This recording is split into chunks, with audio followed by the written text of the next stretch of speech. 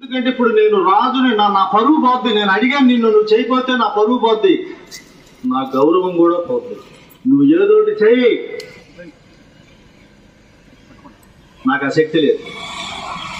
సరే, నువ్వు రామభక్తుడు అంటున్నావుగా, హనుమంతుడు భక్తుడు అంటున్నావుగా, హనుమంతుడు ఇక్కడ రమ్మని కాసేపు ఏదో హేళన చేయడానికి అంటున్నాడు అతను.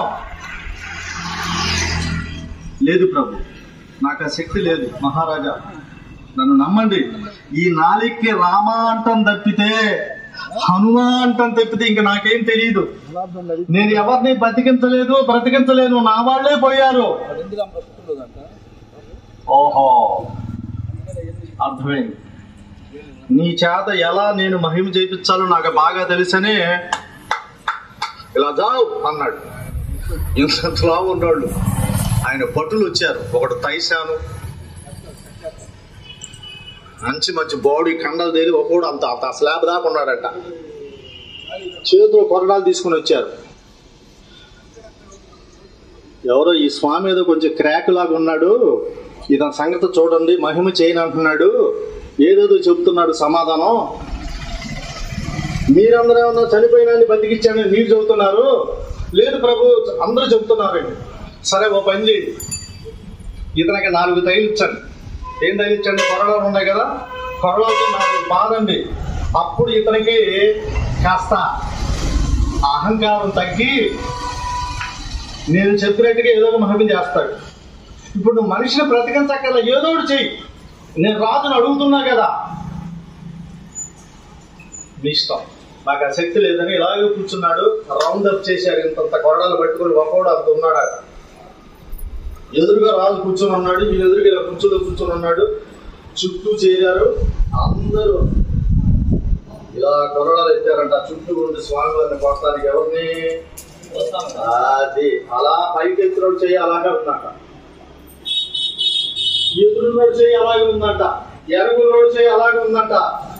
ఈయన శ్రీరామ్ శ్రీరామ్ శ్రీరామ్ శ్రీరామ్ హనుమ హనుమ జయ హనుమ జయ హనుమ అనుకుంటూ మనసులో ధ్యానం చేసుకుంటున్నాడు. ఇంకా దెబ్బ పడతలకి అయిపోయింది అనుకున్నాడు. ఈ ముందు ఏమన్నా ఆడి చూస్తుంటే వాడి చేయి అట్టాగా ఉంది, వీడి చేయి అట్టాగా ఉంది, అర్థం కావట్లా. ఏంటి ఇంకా నా మీద ఎవరూ దెబ్బ పడలేదు, నాకేంటి ఏం తగ్గట్లేదని ఇలా అలా పైకెత్తాడంట గోస్వామి తులసీదాస్. ఎదురుగా బంగారు కొండ నిలబడి ఉన్నాడు హనుమంతుడు. ఆ దివ్య మంగళ దర్శనాన్ని ఇచ్చేశాడు. ఆ హనుమంతుడు విశ్వరూపం చూపించేటప్పటికి వీళ్ళ కళ్ళు, ఆ వెలుగు కళ్ళు కనపడగా అలాగే ఆగిపోయాడు. అప్పుడు ఆనందంతో ఆసువుగా గోస్వామి తులసీదాస్ అప్పుడు ఆలకించాడు. అదే హనుమాన్ చాలీసా. ఆ ఎదురుగా ఉన్నాడు స్వామి అంత ఎత్తున. ఎలా? జయ హనుమాన జ్ఞాన గుణ సాగరా జయ కపీసా త్రిలోక ఉజాగరా. ఇలా పుట్టింది హనుమాన్ చాలీసా. ఆసుగా చెప్పేశాడు. అప్పుడు ఆ చక్రవర్తి కాళ్ళంటే నీళ్లు గారి కాళ్ళ మీద పడ్డాడు. నన్ను క్షమించు స్వామి, నేను తప్పు చేశాను. అసలు ఇంకా చెప్పాలంటే భగవద్భక్తులారా, ఆ రాజు కొలువులో పెద్ద పెద్ద వానరాలట. అంటే ఇప్పుడు కనపడే మనకి ఈ వానరాలు కాదు, అసలు ఆ జాతి అంతరించిపోయిందంట. అది ఒక ప్రత్యేకమైన జాతి. మొత్తం వానరాలేనంట. వీడే స్లాబ్ అంత ఎత్తుంటే అంతకన్నా ఇంకొక జాంట్ ఎత్తులో ఉన్న వానలు వచ్చి వెనక నిలబడి అట్టా పెట్టేసిందంట. ఒకరిని ఎక్కడో అక్కడ పెట్టేశాయంట. ఏమిటా చూస్తా ఆ చక్రవర్తి వెనక కూడా పెద్ద వానరం. ఏమిటని ఇలా ఎత్తాడంటే గోస్వామి తులసీదాస్ ఆ బంగారు కొండ అద్భుతమైన దివ్య మంగళ దర్శనం. అది చూసి ఆసుగా ఏంటి ఫస్ట్ హనుమాన్ చాలీసాలో ఫస్ట్ శోభ ఏంటి? జయ హనుమాన జ్ఞాన గుణ సాగరా జయ కపీసా త్రిలోక ఉజాగరా. రామదూత అతులిత బలధామ నీ పుత్ర పవన సుత నామా. తర్వాత అప్పుడు ఇక ఆయన ఆశ్రమానికి వెళ్ళి ఇదంతా రాశాడు. అదంతా ఒక చరిత్ర. ఈ విధంగా పుట్టింది హనుమాను చాలీసా. ఈ హనుమాను చాలీసాను ఎవరైతే మనస వాచ కర్మణ పొద్దున పూట ఒకసారి సాయంత్రం పూట ఒకసారి భక్తిగా శ్రద్ధగా చదువుకుంటే,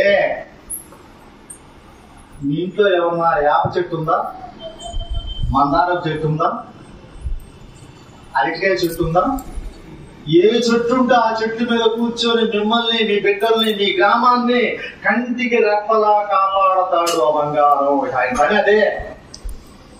ఎందుకు? ఎత్ర ఎత్ర రఘునాథ కీర్తనం తత్ర తత్ర కృతమస్త కాంజలం. రాముడి గురించి చెబితే ఆయన అక్కడ ఉంటాడు.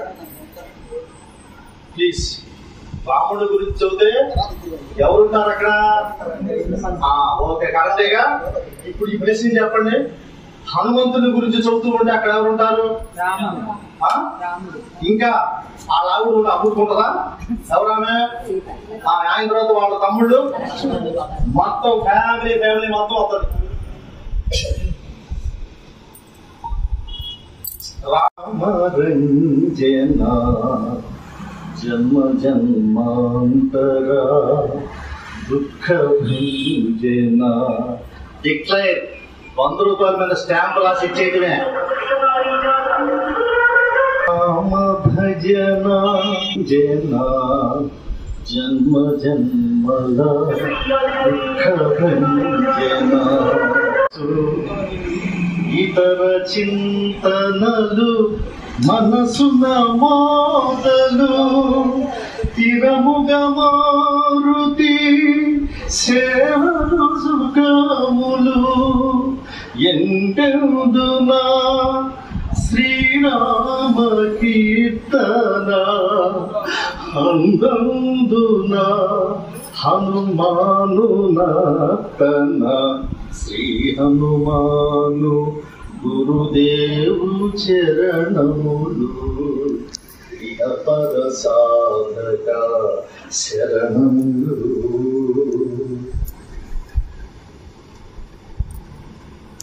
ఇలా పుట్టింది హనుమాన్ చాలీసా. అంటే కొంచెం వయసు ఉన్నామే, అదిగో ఆ మూల కూర్చొని ఉందంట. కొంచెం ఇదంతా ఎప్పుడు జరుగుతుంది? తెల్లారుజాము జరిగింది ఈ కార్యక్రమం అంతా. 4 వచ్చాడు ఆయన. ఒక్కసారి తుళ్ళు పడలేసిందంట ఆమె. ఆమె పేరు త్రిజట. ఒక్కసారి తుళ్ళు పడలేసిందంట. అరుస్తున్నారు ఈ రాక్షసులు అందరూ, స్వాగ చేస్తున్నారు. ఆగండే, సీతమ్మలు ఏమి అనకంటే, పోను పోను ముందెట్టుకోండి, సీత జోలికి వెళ్ళకండి. ఏంటి? దేనికి? నాకు కళ వచ్చింది.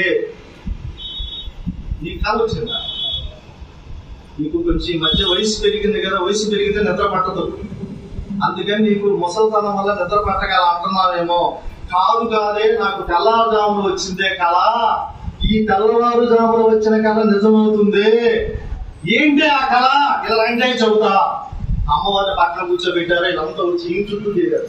ఏమిటి ఆ కళ అంటే, భక్తులారా, మనకి తెల్లవారుజాములు వచ్చిన కళ నిజమవుతాయి అంటారు.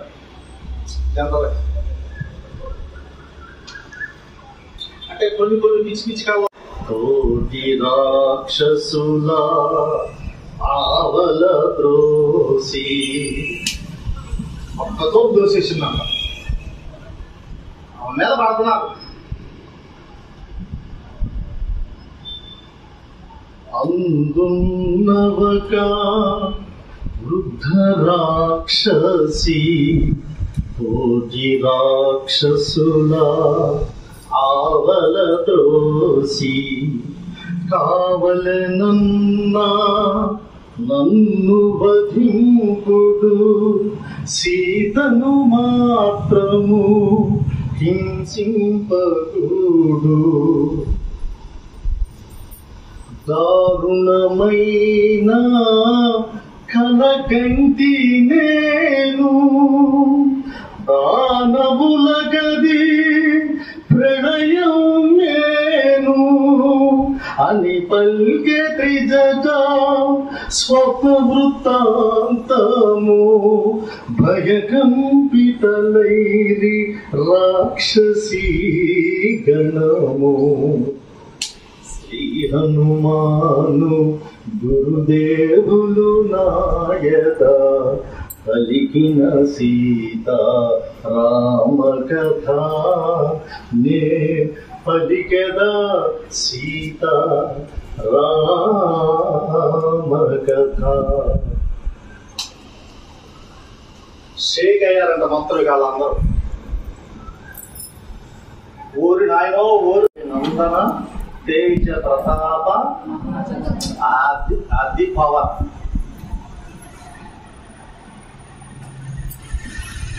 ఏమో మనకి నమ్మబుద్ధి కావట్లేదు. అందులో గ్యారంటీ నిజమేనే. ఇప్పుడు మనం ఏం చేద్దామే, ఏం చేయొద్దు, అమ్మవారి జోలికి వెళ్ళొద్దు, సీతామాత జోలికి వెళ్ళొద్దు. మరి ఏం చేద్దాం? మా మాట ఎట్టలేదని మనం వెళ్ళి చెబుదాం, ఆయనకి వెళ్ళి చెబుదాం. ఆయన ఇల్లు ఎక్కడుంది? రావణాసుడు లంకలో ఉంది. లంక అంటే ఎక్కడ ఉంటుందంటే బహుశా రావణాసుడు వచ్చేసి వెల్లటూరులో ఉంటుంది. అంత దూరాలు ఉంటాయి. మళ్ళాగా పక్క పక్కనే ఉండవు, అన్ని అక్కడే మనకి. ఎవరన్నా బయట వాళ్ళు వచ్చి మన ఇంట్లో కూర్చున్నారంటే ఇక వాడికి చెవులు వచ్చేసి వెళ్ళిపోతాడు 10 నిమిషాలు. అంటే రాజులు కదా అంత దూరంలో ఉంటాయి వాడి ఇళ్ళు. వీళ్ళందరూ సరే ఆయనకి చెబుదామని ఆలోచన ఉన్నారు. అసలు ఈ యొక్క రిజల్ట్ అని దూరంగా చెప్పమంటున్నారు, అర్థమయ్యేటట్టు చెప్పు. అప్పుడు చెబుతుంది, విశ్వకర్మ నిర్మించిన లంకను రావణుండు పాలించెడు లంకను. ఈ లంకను ఎవరు నిర్మించారని చెప్పుకున్నాం మనం. విశ్వకర్మ నిర్మించాడు. దీన్ని ఎవరు పరిపాలిస్తున్నారు ప్రస్తుతం? అది మొత్తం కన్ఫర్మేషన్ గా చదువుతున్నామే. విశ్వకర్మ నిర్మించిన లంకను రావణుండు పాలించెడు లంకను. రామదూతవక వానరోత్తముడు రుద్రరూపుడై దహించినాడు. ప్రళయ భయానక సదృశ్యమాయను. సాగరమున లంక మునిగిపోయాను అని పల్కె త్రిజట స్వప్న వృత్తాంతము భయకంపితలైరి రాక్షసీ గణము. శ్రీ హనుమాను గురుదేవులు నాయద పలికిన సీతా రామ కథ నే పలికెదా సీతా రామ కథ. లాగా కట్టుందంట. అక్కడ వచ్చి కూర్చుంది. ఎలా ఎలా చనిపోదాం అని ఆలోచిస్తూ ఇలా చూస్తుంటే ఆమె జడ ఇంకొందంట. పెద్ద జడ అంట ఆవిది. ఆ జడంకి ఎలా చూసింది, అలా ఆగిందంట.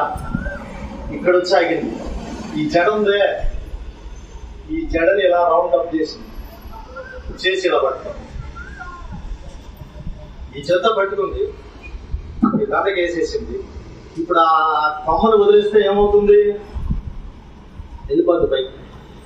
ఆమె ఎలా ఉంది? మళ్ళాగా 4 కారపడి ఇడ్లీలు చక్కెర కెళ్ళాడు, ఎక్కడ చేయలేడు, తిని కూర్చున్నా. ఆయన ఎన్నాడైనా ఫోన్ చేసి కడుపునంట.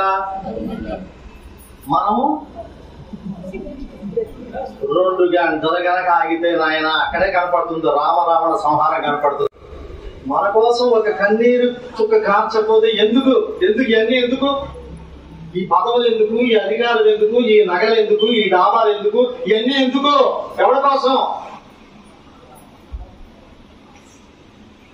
మనసు చిక్కుమంది.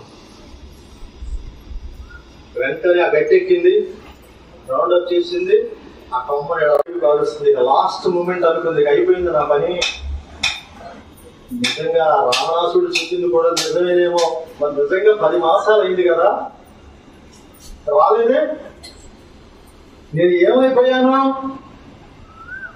జానకి తూలుచు శోక భారమున గడవనకుచు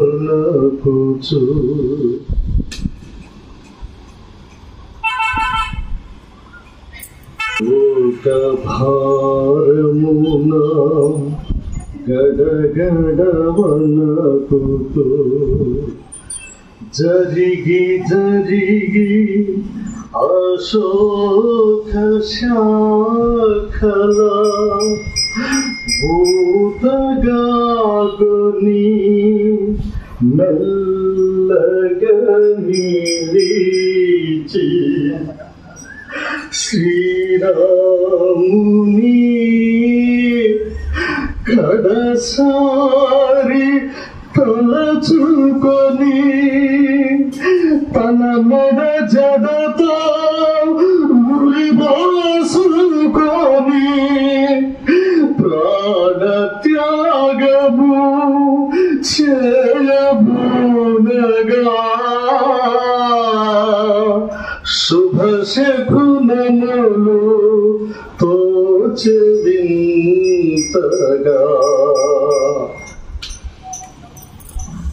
చేస్తే ఏమవుతుంది?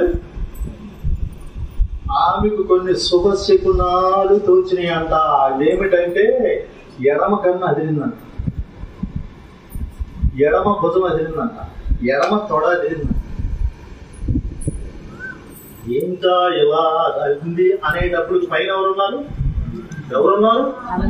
ఒక్కసారి స్టార్ట్ చేసాడు, రామ కథా గానం స్టార్ట్ చేశాడు. ఆమెను ఎలా కాపాడుకోవాలా, ఇప్పుడు ఏం చెప్పాలి, ఆమె ఏం చెప్పినా కంట్రోల్ చేసే పరిస్థితి లేదు. వెంటనే అక్కడి నుంచి ఏం చేశాడు? రామ కథా గానం చెవులకి అమృతం పోసినట్టు తగిలింది అమ్మ చెవులకి. 10 మాసాలైంది, నా రాముడి గురించి ఎవరు చెప్పలా, నా స్వామిని గురించి ఎవరు ఒక మాట మాట్లాడాలా, ఏమిటి అమృత గానం అని అలా వదిలేదల్లా ఆపి ఎక్కడ ఇలా చూసి అలా చూస్తున్నారు. ఆ పైన ఎవరున్నారు? ఎప్పుడైతే ఆ బంగారం అలా అలా రామ కథని గానం చేస్తూ ఉన్నాడో ఇక మెల్లగా ఏం చేసింది? ఈ దుఃఖాన్ని మర్చిపోయింది, ఈ కష్టాన్ని మర్చిపోయింది, ఈ ఆపదను మర్చిపోయింది. ఆయన చెప్పి ఆ రామ కథ గానాన్ని వింటుంటే ఆ బంగారం ఆ కొమ్మ ఈ కొమ్మ ఈ కొమ్మ ఆ కొమ్మ పట్టుకొని మెల్లగా దిగి వచ్చి 2 చేతులు నెత్తి మీద పెట్టుకుని ఆ ముందు వచ్చి నిలిచిన అక్కడ ధైర్యం. ఎప్పుడైతే ఈ రామ కథ గానాన్ని చేస్తున్నాడో ఈ బంగారు తల్లి చక్కగా శ్రద్ధగా వింటుందంట. విన్న తర్వాత ఆశ్చర్యపోయింది, ఎంతో సంతోషపడింది. ఇలా రా అని పిలిచింది. ఎప్పుడు పిలిచింది? ఏ వారం నాడు పిలిచింది? ఏ వారం నాడు? నేను అంటే నాకు ఏకేసారి మీ ఇంటి వైపు మంగళవారం నాడు. ఏ మంగళవారం నాయనా అంటే మార్గశిర మాసంలో శుక్ల త్రయోదశి తిథిలో మంగళవారం రోజు అమ్మవారు పిలిచింది బంగారాన్ని. ఇలా రా, దగ్గర రా, నాకు వినపట్టల్లా, ఇప్పుడు చెప్పు. ఇప్పుడు హాయి పొందితిని నీ పలికిన శ్రీరామ కథ విని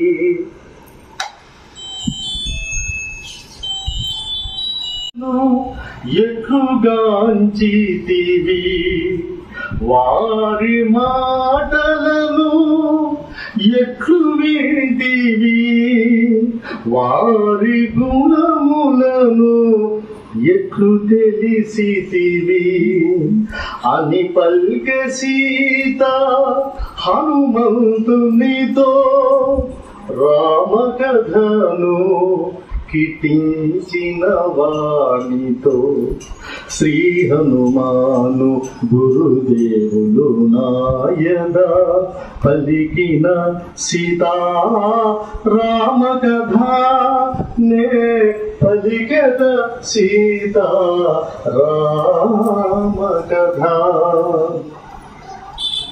ఇది మాట్లాడుతామంటే అలా ఆయనలాగా మాట్లాడాలమ్మా. శివుడు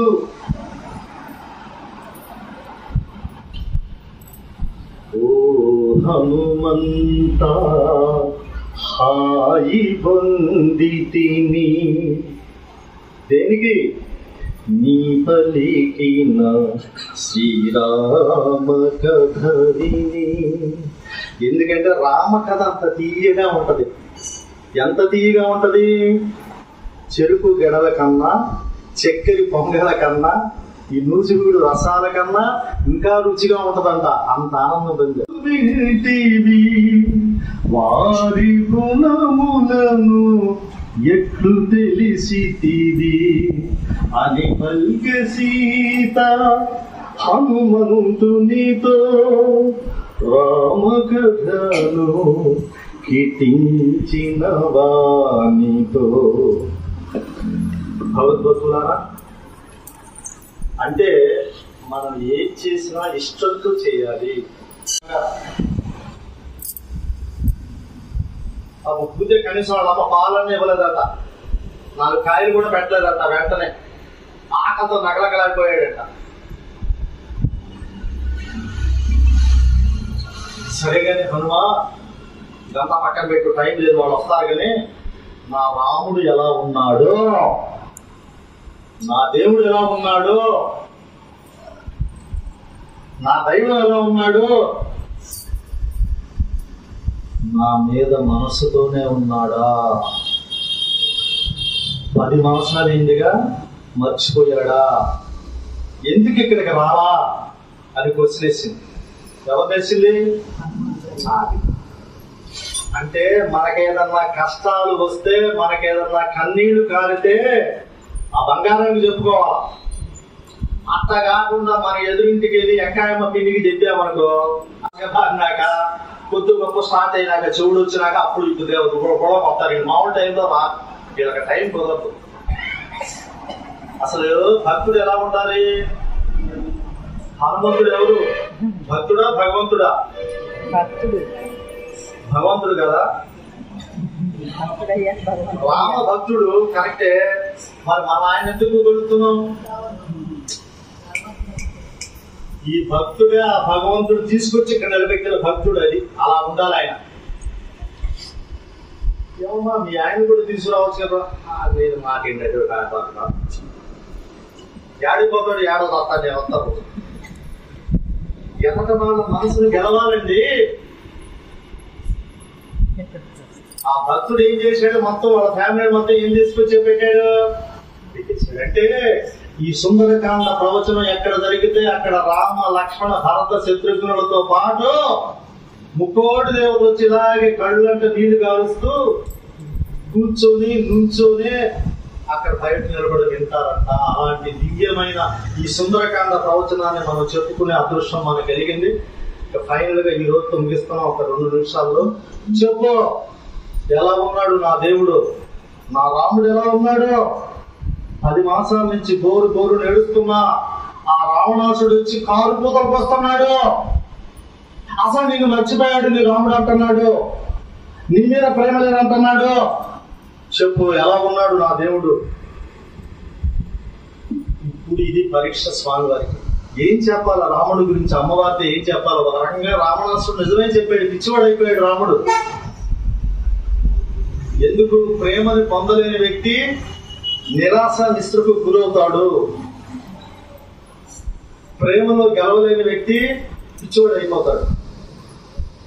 ఇప్పుడు ఆ కేసులు ఎక్కువ అవుతుంది ఈ మధ్య. అయితే పిచ్చి ఏంటంటే ఇదివరకు వాళ్ళలో వాళ్ళు ఉండదు పిచ్చి. ఇప్పుడు పిచ్చికి మంచి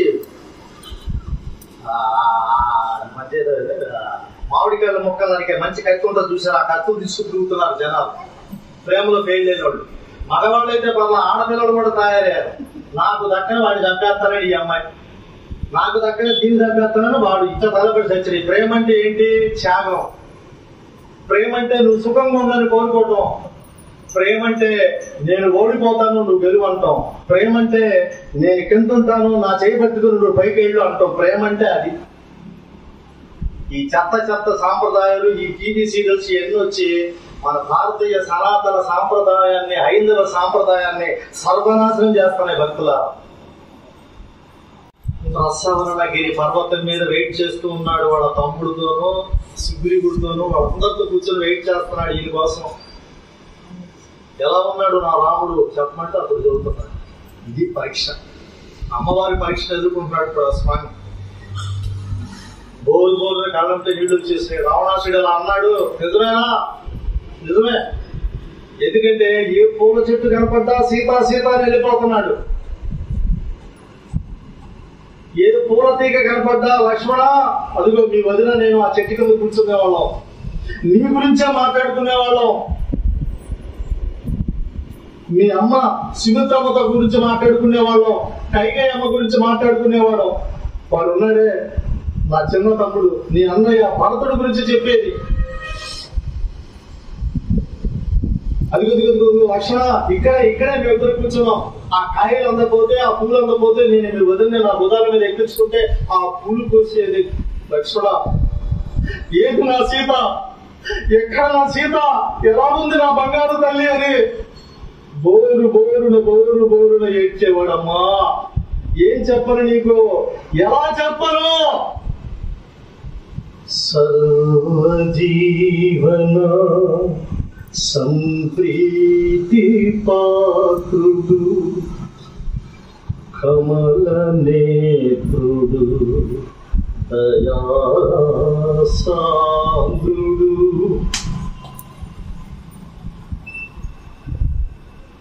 ఎంత అందమైన వాడమ్మా, పద్మాలు లాంటి కళ్ళు ఉన్నాయమ్మా. ఒంటి మీద మచ్చ తప్పితే అతని క్యారెక్టర్ లో ఒక మచ్చ కూడా లేని దేవుడమ్మా నా రాముడు.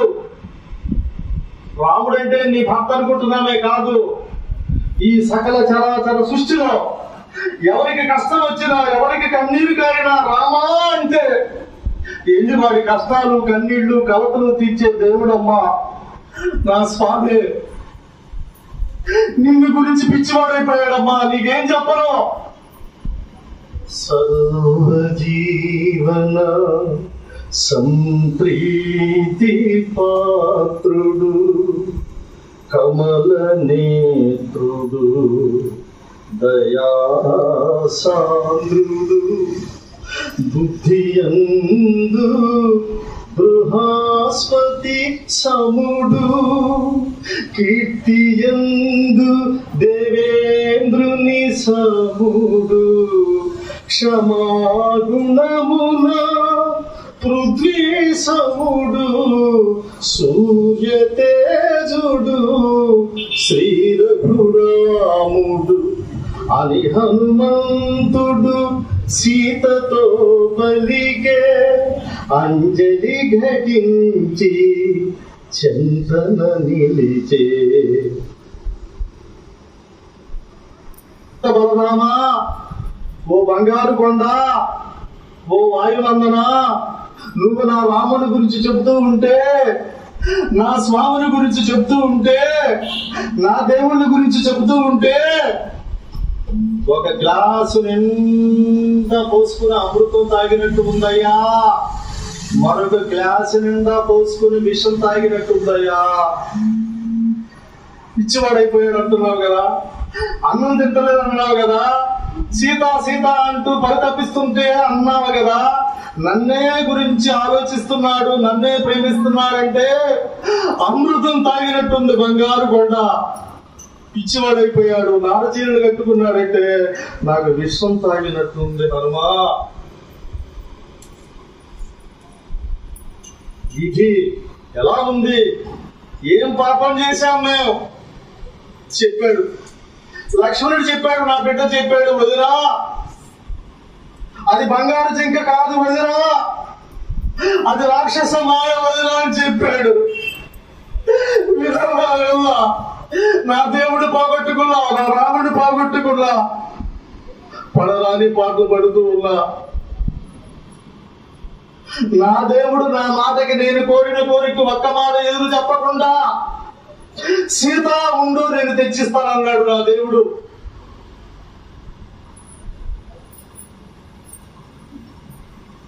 పెట్టుబడి భక్తులారా, ఎప్పుడైతే మన హృదయంలోంచి రాముడు బయటికి వెళ్ళాడో ఈ జింకలు అర్థం కాట్లా, ఈ ఆకర్షణలన్నీ బయటకు వచ్చేస్తాయి. సేపు ఆమె ఏం చేసింది, ఎదురుగా కనిపిస్తున్నటువంటి బంగారు జింకను మనసులో పెట్టుకుంది, ఫినిష్ అయిపోయింది. మన బతుకులు కూడా అంతే. అత్యాపల కోసం, ఆకర్షణ కోసం వెళ్ళామంటే మన జీవితాలు, మన కుటుంబాలు, మన ఆరోగ్యాలు, మన బతుకులు అల్లకల్లోలం అయిపోతాయి. భక్తులారా, మరి ఏం చేయాలి? రోజు హనుమాన్ చాలీసా చదువుకోండి, మనసును ప్రశాంతంగా పెట్టుకోండి. మరి చాలా సంతోషం. మరి ఆ ప్రసన్నాంజనేయ స్వామి వారి అనుగ్రహంతో, మరి మీ అందరి సహాయ సహకారాలతో ఈ రోజుతో మనము ఎన్ని రోజులు పూర్తి చేసుకున్నాం? ఇంకా మనకి ఎన్ని రోజులు ఉంది బ్యాలెన్స్? మరి ఈ 3 రోజులు చక్కగా టయానికి వచ్చి విని మీ జీవితాలు ధన్యం చేసుకోండి. ఎందుకంటే ఆ పాడు సీరియల్స్, ఆ పాడు నలుగురు భక్తితో ఆలపించగా సీతారామ హనుమానులు సాక్షిగా సర్వజనులకు శుభములు కలుగగా కవి కోకిల వాల్మీకి పలికిన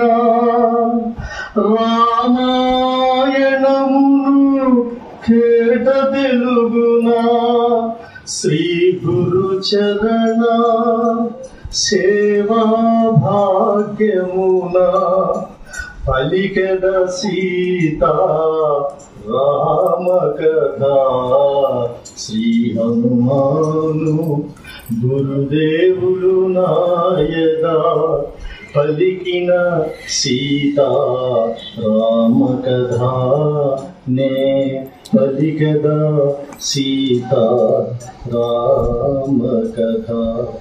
భగవద్బంధులారా, మరి మన గ్రామంలోని ప్రజలందరూ సుఖ సంతోషాలతో ఉండాలని, ఆరోగ్య ఐశ్వర్యాలతో వర్ధిల్లాలని, అలాగే మన గ్రామంలో ఇలాంటి ఆంజనేయుడు పుట్టాలని, ఒక రాముడు పుట్టాలని, ఒక అమ్మవారు పుట్టాలని, ఒక IAS IPS ఆఫీసులు పుట్టాలని, ఒక మనసున్న మంచి డాక్టర్లు పుట్టాలని, ఒక సేవా తత్పర ఉన్నటువంటి బిడ్డలు మన గ్రామంలో జన్మించి మన గ్రామంతో పాటు చుట్టుపక్కల గ్రామాల ప్రజలందరికీ అండగా ఆదర్శంగా ఉండాలని కోరుకుంటూ, మన గ్రామంలో పాడి పంటలు అభివృద్ధి చెందాలని, ఇలాంటి దేవాలయాలు ఇంకా కోకొలలుగా రావాలని మనసా వాచ కోరుకుంటూ ఆ రాముడిని మననం చేసి ఈ 6వ రోజు సుందరకాండ నవాహ ప్రవచన యజ్ఞాన్ని పూర్తి చేసుకుందాం.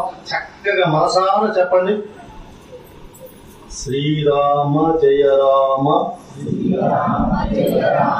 జయ జయ రామ శ్రీరామ జయ రామ జయ జయ రామ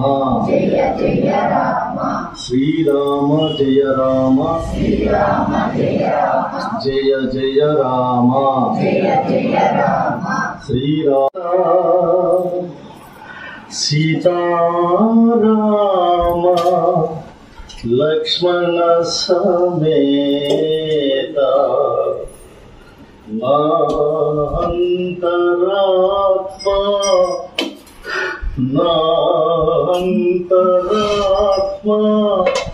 నిలువు అనంత నీవేయుత శ్రీ హనుమంత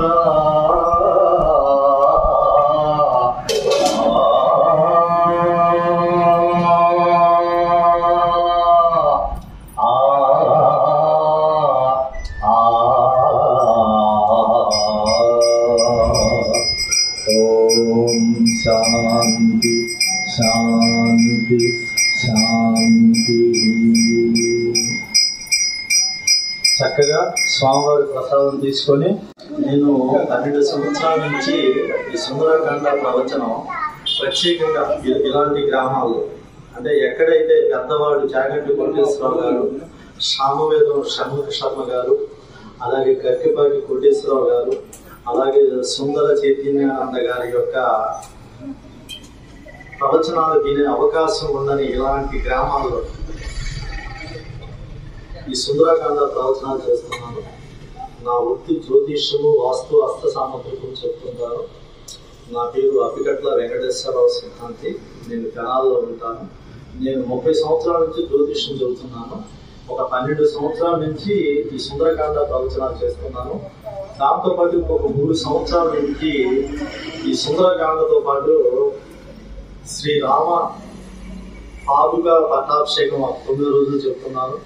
అలాగే సుందరకాండ పారాయణ కాదు, ప్రవచనం. ఇట్లాగే ప్రవచనం అంటే ఆ సుందరకాండతో పాటు హనుమాన్ చాలీసాలో ఉన్న 40 చౌపాయిలు, అలాగే 2 దోహలు కలిపి మొత్తం ఒక 9 రోజులు హనుమాన్ చాలీసా పారాయణ కాదు, ప్రవచనం చేస్తూ ఉన్నాను. ఈ 3 సబ్జెక్టులు జనాలకి వాళ్ళకి కుదిరిన టైం, పగల, మధ్యాహ్నమా, సాయంత్రమా, రాత్రి ఎప్పుడైనా వచ్చి నేను చెప్తున్నాను. నమస్తే.